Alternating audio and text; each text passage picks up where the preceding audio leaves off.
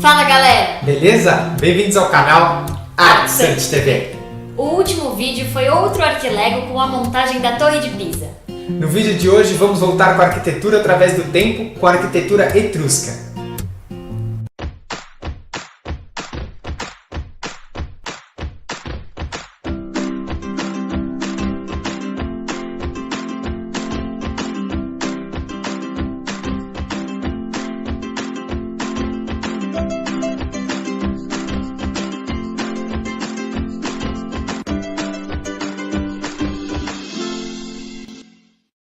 Os etruscos eram um aglomerado de povos que viveram na Península Itálica, ao sul do rio Arno e ao norte do rio Tibre, onde hoje se localiza a Toscana.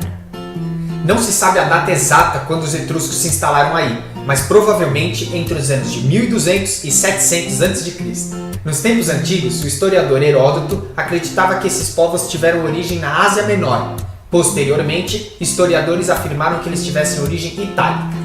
A Etrúria era composta de diversas cidades-estados, entre elas Volterra, Arezzo, Perúdia, Chiusi e Populônia.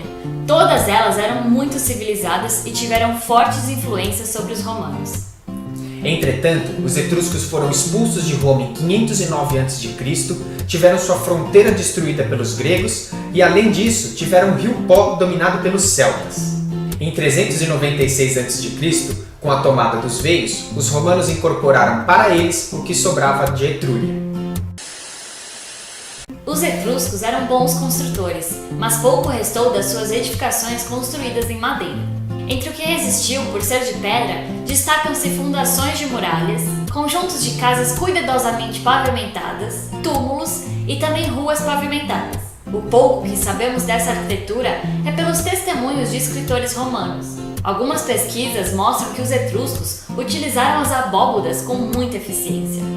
Acredita-se que as casas eram circulares, feitas de taipa e cobertas de ramos. Essa teoria se dá por conta das urnas etruscas, que podem ser representações das casas dos vivos para serem a morada dos mortos. A partir do século 8 a.C., as casas passaram a ser quadrangulares e ganharam mais um andar. As casas da aristocracia continham mais madeiras para proteger contra a umidade.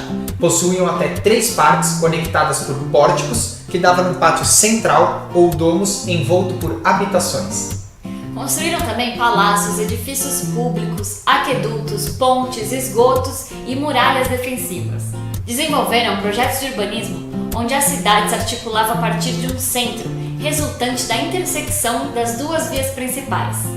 O Cardo no sentido norte-sul e a Decumano no sentido leste-oeste.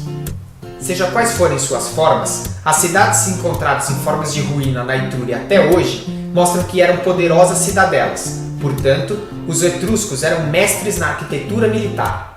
Pode-se distinguir 2 tipos de fortificação, um com torres e outro sem torres. O primeiro é representado pelas muralhas de Volterra e Cortona, e o segundo é adotado nas ruínas de Cosa. Nas cidades notava-se um imenso trabalho hidráulico. As numerosas escavações efetuadas na Etrúria mostram o cuidado com que os canais de escoamento e de secagem eram mantidos na antiguidade. Uns escavados na rocha viva e outros construídos em alvenaria. Um exemplo disso é a Cloaca Máxima de Roma, que através de todos os séculos continua sendo até hoje esgoto de um quarteirão inteiro de Roma. Nos templos, os alicerces eram construídos de pedra maciça e o restante em materiais perecíveis como tijolos crus e madeira. Através de um lance de escada, chegava-se a um pódio com função de organizar e elevar a construção, ao mesmo tempo de a isolar da umidade. Apresentava um pórtico com colunas, na maioria das vezes 8, alinhadas na parte frontal e às vezes na lateral, e eram geralmente distantes uma das outras. Sua planta quadrangular era ocupada por uma estrutura única ou tripartida.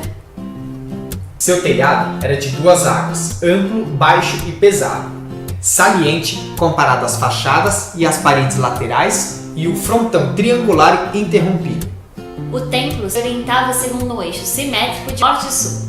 Na Toscana meridional, pode-se observar no flanco das colinas recortes de distância em distância que são as sepulturas. Algumas são muito pequenas, destinadas a receber apenas as urnas com as cinzas. Outras são maiores e recebem o corpo inteiro. A necrópole de Tarquínios são fossas transformadas em túmulos. Algumas não se diferem muito do tamanho convencional de um fosso, mas a maioria possui 3 metros por 2,5. Ao longo de suas paredes, encontra-se uma banqueta destinada a receber o corpo não cremado. Túmulos desse gênero são encontrados por quase toda parte na Etrúria. Em Chiusi e em Orvieto, as paredes são muitas vezes de alvenaria, com abóbada armada em arco. Em geral, os túmulos eram retangulares ou quadrados, sem ser, contudo, de uma regularidade absoluta, abandonando o tipo dos toloi, que explicamos na arquitetura micênica, que tinha forma circular. Onde houvesse uma superfície de pedra, os etruscos talhavam adornos, não somente molduras, mas também objetos em baixos relevos. Nas decorações também tinham cores, o que demonstra o gosto dos etruscos pela pintura. As urnas funerárias, quase sem exceção, são pintadas. E a cor, persistente em alguns detalhes arquitetônicos, provam a policromia monumental. Os processos de decoração eram, assim, muito variados. Relevos, cores, embutidos de cerâmica e metálicos. Todos os recursos de arte ornamental eram utilizados para quebrar a monotonia dos edifícios e realçar com tonalidades vivas a simplicidade das construções. É isso aí, pessoal! Para quem não viu ainda, lá no site do ArcSearch tem uma novidade muito bacana. A loja ArcSearch com produtos super legais e outros mais legais ainda que estão por vir. Dá uma olhadinha lá e o link vai estar aqui na descrição.